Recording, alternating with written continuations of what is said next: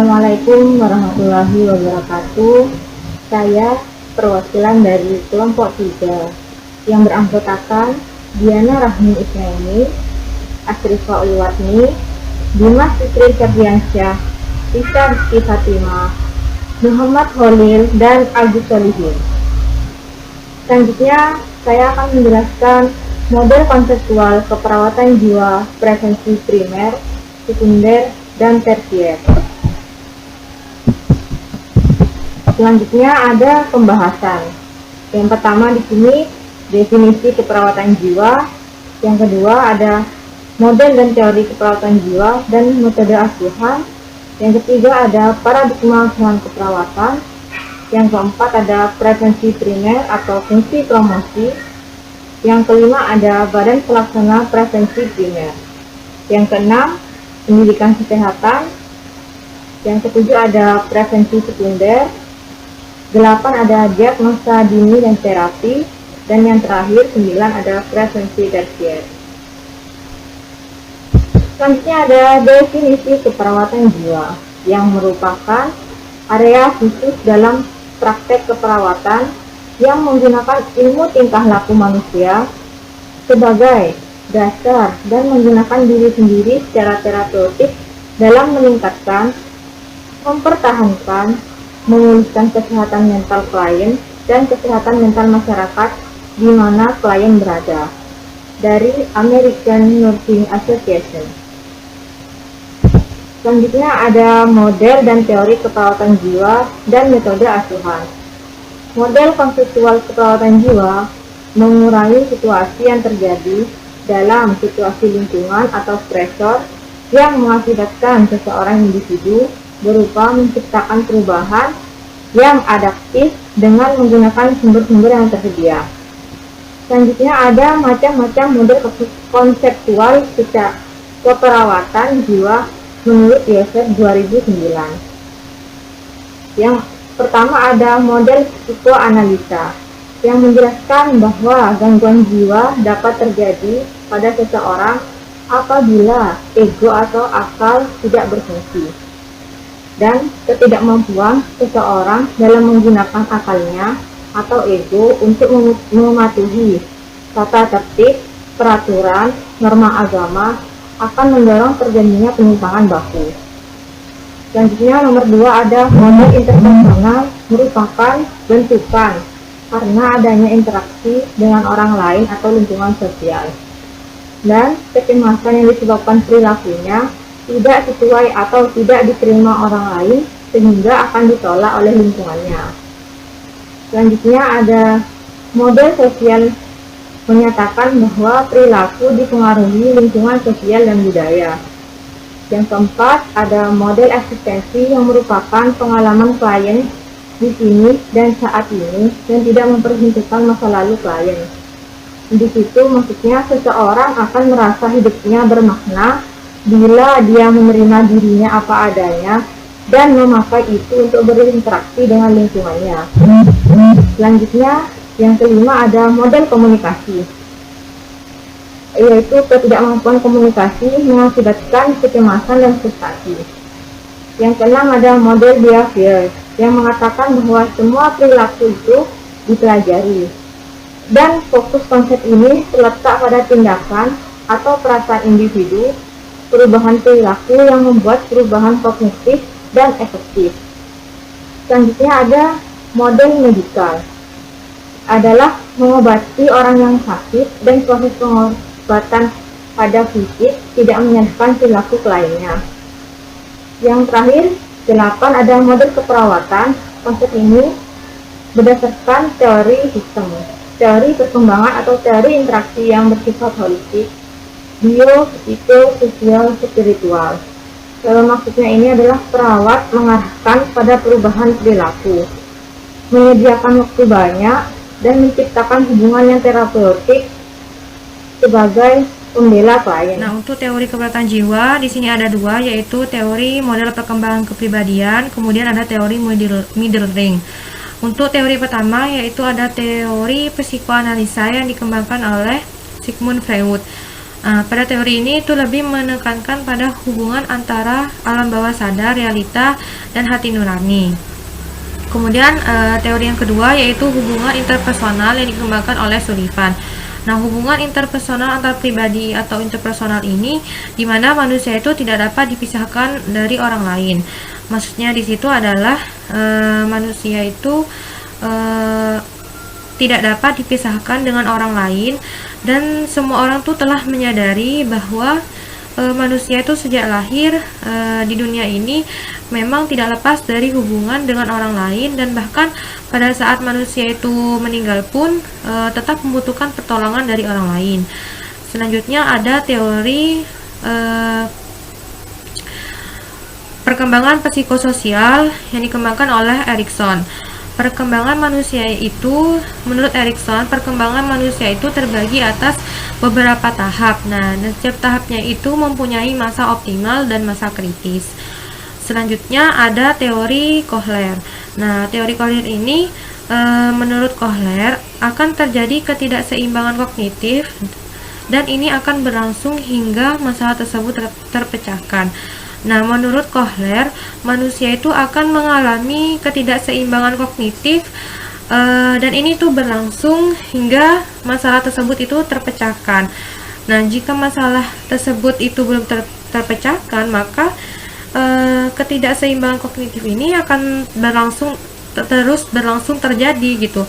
Jika masalah itu terpecahkan, maka manusia itu akan kembali pada kembali normal dan tidak terjadi ketidakseimbangan kognitif tersebut. Nah, kemudian ada teori perkembangan kognitif yang dikembangkan oleh Piaget. Nah, untuk proses yang didasarkan atas mekanisme biologis perkembangan sistem saraf. Nah, selanjutnya itu ada perkembangan moral yang dikembangkan oleh Kohlberg, didasarkan pada terutama pada penalaran moral dan berkembang secara bertahap.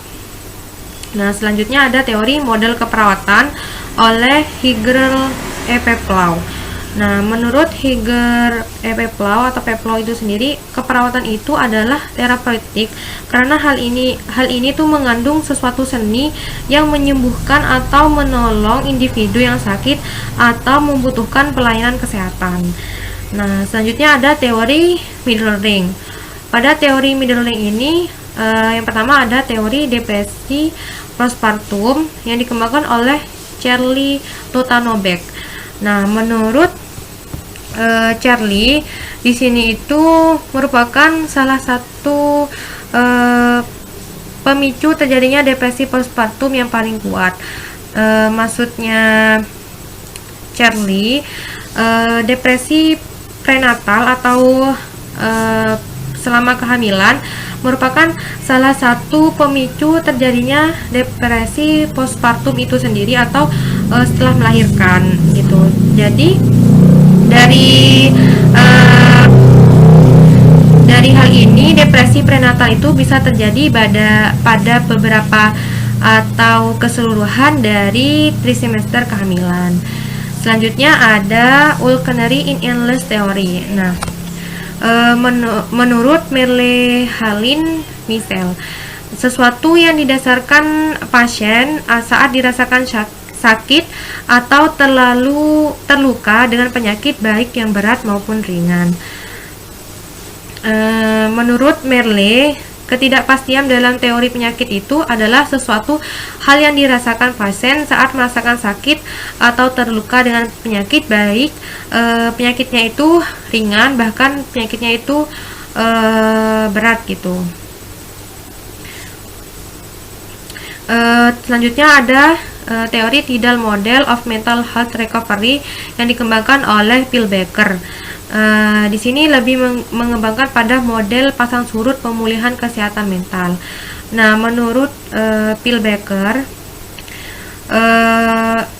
tujuan keperawatan dan asuhan keperawatan jiwa itu untuk mengembalikan mereka itu kepada lautan pengalaman lautan pengalaman, maksudnya itu dia tuh mengembalikan manusia tuh kembali dalam keadaan sehat, bukan kembali pada pada masa dia tuh mengalami gangguan mental gitu. Jadi tujuannya itu untuk mengembalikan manusia tuh kembali lagi pada dirinya yang dulu, yang dalam keadaan sehat dan dia tuh tidak mengalami gangguan mental gitu. Kemudian ada Theory of Caring yang dikembangkan oleh Kristen Sawson. Menurut Kristen Sawson itu menjelaskan tentang proses caring yang terdiri dari bagaimana perawat itu mengerti kejadian yang berarti dalam hidup seseorang. Jadi perawat itu harus mengerti kejadian seseorang itu secara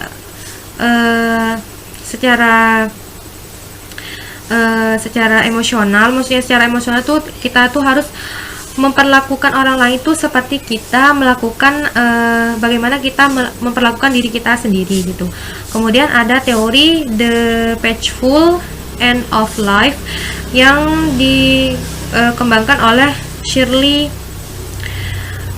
M. Moray. Nah, sistem keluarga pasien dengan sakit terminal dan penyakit serius lainnya yang menerima perawatan dari profesional pada unit perawatan akut rumah sakit. Ini teori yang dikembangkan oleh Shirley of Moray, yaitu teori The Peaceful End of Life. Baik, selanjutnya saya akan membahas tentang paradigma sehat keperawatan. Di sini ada 4 model yang tujuannya itu untuk mencairkan jalan keluar terhadap keraguan-keraguan keperawatan tentang kesehatan. Yang pertama ada model klinik berdasarkan tidak tepatnya tanda dan gejala penyakit. Yang kedua ada model kinerja peran, di mana kinerja yang adekuat mencerminkan kriteria yang sehat. Yang ketiga ada model adaptif, di mana kesehatan merupakan kondisi interaktif yang efektif secara fisik seseorang dan lingkungannya. Yang keempat ada model eudaimonistik yang memperluas makna kesehatan menjadi kesejahteraan umum dan realisasi diri. Nah, berdasarkan model yang ditemukan di atas itu serta keyakinan keperawatan akan definisi sehat dan kesehatan yang tidak terbatas pada kondisi pada bebas dari penyakit. Maka komponen yang paradigma tentang sehat dan kesehatan ini dapat berkembang menjadi suatu pemahaman tentang terciptanya suatu kondisi fisik dan psikologi seseorang yang bebas dari tanda dan keluhan akan terjadinya masalah kesehatan. Selanjutnya ada prevensi primer. Nah, prevensi primer ini adalah peningkatan kesehatan atau perlindungan umum dan khusus terhadap penyakit-penyakit tertentu dalam usaha-usaha yang dilakukan sebelum sakit. Jadi di sini itu lebih meningkatkan kesehatan atau perlindungan umum yang dilakukan sebelum pasiennya itu merasakan gejala atau keluhan sakit atau disebut dengan pre-pathogenesis. Nah, pencegahan primer itu terdiri dari promosi kesehatan atau health promotion dan perlindungan khusus atau specific protection. Jadi yang dilakukan pada prevensi primer itu perawat itu melakukan promosi kesehatan atau health promotion dengan melakukan penyuluhan, kemudian dan melakukan perlindungan khusus atau specific protection. Apa tujuan dari prevensi primer ini? Ada 2 macam, yaitu yang pertama untuk mengurangi terjadinya gangguan mental dan menunda atau menghindari munculnya gangguan mental. Nah, kemudian ada Badan Pelaksana Prevensi Primer. Untuk Badan Pelaksana Prevensi Primer itu disebut juga dengan Community Mental Health Nursing atau CMNH. Nah, merupakan layanan keperawatan yang komprehensif, holistik, dan paripurna yang berfokus pada masyarakat yang sehat jiwa, rentan terhadap stres, resiko gangguan jiwa, dan tahap pemulihan serta pencegahan kekambuhan gangguan jiwa. Nah, untuk yang perlu digarisbawahi, layanan CMH ini atau Community Mental Health Nursing ini merupakan layanan yang komprehensif atau menyeluruh, kemudian holistik, juga secara menyeluruh, tapi menurut aspek bio, psiko, sosio, dan spiritual, kemudian dan secara paripurna atau yang dikatakan dengan arti luas dan tepat gitu. Kemudian aspek apa saja yang pelayanan secara holistik itu, yaitu secara aspek bio, kemudian psiko, sosio, dan kultural serta spiritual. Nah, apa tujuan dari community mental health nursing ini? Untuk memberikan pelayanan konsultasi dan edukasi atau memberikan informasi mengenai prinsip-prinsip kesehatan jiwa kepada para agen komunitas lainnya.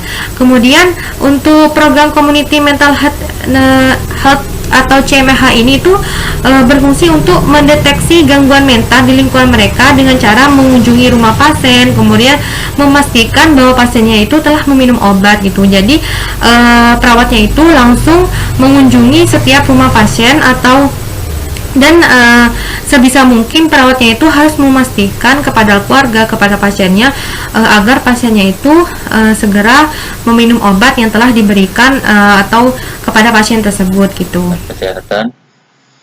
Menurut Komite Presiden of Health Education 1997 yang dikutip oleh Noto Atmojo 2007, pendidikan kesehatan adalah proses yang menjembatani kesenjangan antara informasi kesehatan dan berbuat sesuatu sehingga dapat menjaga dirinya lebih menjadi lebih sehat dengan menghindari kebiasaan yang buruk dan membentuk kebiasaan yang menguntungkan kesehatan. Tujuan pendidikan kesehatan menjadikan kesehatan sebagai sesuatu yang bernilai di masyarakat, menolong individu, keluarga, agar mampu secara mandiri atau secara berkelompok mengadakan kegiatan untuk mencapai tujuan hidup sehat, mendorong, mengembangkan, menggunakan secara tepat secara pelayanan kesehatan yang ada. Kemudian, lanjutan pendidikan kesehatan menurut Suliswati 2005. Tujuan instruksional umum pendidikan kesehatan jiwa kepada keluarga adalah keluarga mampu meningkatkan derajat kesehatan jiwa yang optimal bagi individu atau seluruh anggota keluarga. Yang pertama, ada metode pendidikan individual atau perorangan, bimbingan, dan penyuluhan. Ada juga interview. Yang kemudian, pendidikan kelompok. Ada ceramah dan seminar. Kemudian, di sini ada alat bantu atau media pendidikan kesehatan jiwa. Yang pertama ada booklet, leaflet, dan perawat gangguan jiwa. Yang pertama ada booklet berisi penjelasan dalam gambaran dan tulisan tentang kesehatan jiwa, masalah psikososial, ciri-ciri orang sakit, fungsi dan tugas keluarga. Kemudian di sini ada juga leaflet yang menggambarkan tentang informasi kesehatan jiwa. Kemudian yang terakhir ada perawat gangguan jiwa yang berisi perawat gangguan jiwa di rumah atau perawat orang gangguan jiwa di rumah sakit. Prevensi sekunder di sini berarti upaya pencegahan yang dilakukan untuk mengurangi durasi kasus gangguan mental. Gangguan mental yang dialami masyarakat sedapat mungkin secepatnya dicegah dengan jalan mengurangi durasi suatu gangguan. Jika suatu gangguan misalnya berlangsung dalam durasi 1 bulan, maka sebaliknya dicegah dan diupayakan diperpendek durasi gangguan itu. Selanjutnya ada diagnosa dini dan terapi. Diagnosa dini dan terapi di sini ada 6. Yang pertama, terapi lingkungan. Terapi lingkungan di sini yaitu memberi kesempatan pasien untuk berlatih dan merubah perilaku dengan memfokuskan pada nilai terapeutik dalam aktivitas dan interaksinya. Yang kedua, ada terapi keluarga. Di sini terapi keluarga dijelaskan bahwa diberikan kepada seluruh anggota keluarga, baik dalam motivasi, spirit, dan juga sebagai unit penanganan. Yang ketiga, ada terapi biologis. Terapi biologis di sini dilakukan untuk mendalami bagaimana penyakit jiwa dapat terjadi, apakah dari faktor biokimiawi atau faktor lainnya. Nah, terapi kognitif. Terapi kognitif di sini membantu mempertimbangkan tingkat stres dan kemudian dilanjutkan dengan mengenali pola berpikir. Terapi kelompok, memperbaiki perilaku yang abnormal menjadi normal. Terapi perilaku, pasien mampu belajar untuk tidak mengulangi perilaku agar terhindar dari konsekuensi negatif yang akan diterima akibat perilaku negatif tersebut. Dan selanjutnya Ada deteksi dini dan penata laksanaan gangguan jiwa bagi tenaga kesehatan. Yang pertama itu ada menjamin hak pelayanan ODGJ atau orang dengan gangguan jiwa bagi seluruh masyarakat Indonesia dan mencakup kegiatan promotif, preventif, kuratif, dan rehabilitatif. Yang kedua, terlaksananya perluasan informasi tentang penyakit ODGJ, faktor resiko ODGJ, dan upaya pengendaliannya. Yang terakhir, terwujudnya penanggulangan ODGJ sesuai standar mutu nasional dan keselamatan pasien. Nah, di sini ada diagnosa dan intervensi. Diagnosa yang pertama ada isolasi sosial, berhubungan dengan ketidakmampuan menjalin hubungan yang memuaskan, dibuktikan dengan menarik diri. SDKI halaman 268 tahun 2017. Intervensi yang pertama, prevensi sosialisasi. Dalam buku Siki halaman 385 2018, observasi identifikasi kemampuan melakukan interaksi dengan orang lain. Terapeutik. Terapeutik di sini dijelaskan bahwa motivasi meningkatkan keterlibatan dalam suatu hubungan, motivasi kesabaran dalam mengembangkan suatu hubungan. Nah, yang terakhir itu ada edukasi. Anjurkan berinteraksi dengan orang lain secara bertahap, anjurkan berbagai pengalaman dengan orang lain, latih mengekspresikan marah dengan tepat. Yang kedua, diagnosa. Diagnosa yang kedua di sini ada resiko perilaku kekerasan, dibuktikan dengan persepsi pada lingkungan tidak akurat. SDKI halaman 312 tahun 2017. Intervensi yang kedua, pencegahan perilaku kekerasan, SLKI halaman 284 tahun 2018. Observasi. Nah, observasi di sini monitor adanya benda yang berpotensi membahayakan, misalnya benda tajam seperti tali. Terapeutik. Terapeutik itu pertahankan lingkungan bebas dari bahaya secara rutin. Libatkan keluarga dalam perawatan. Nah, yang terakhir di sini ada edukasi. Edukasi di sini latih cara mengungkapkan perasaan secara asertif, latih mengurangi kemarahan secara verbal dan non-verbal, misalnya relaksasi dan bercerita. Baik, terima kasih atas perhatiannya. Apabila ada kata-kata yang kurang berkenan, mohon dimaafkan. Sekian presentasi dari saya. Assalamualaikum warahmatullahi wabarakatuh.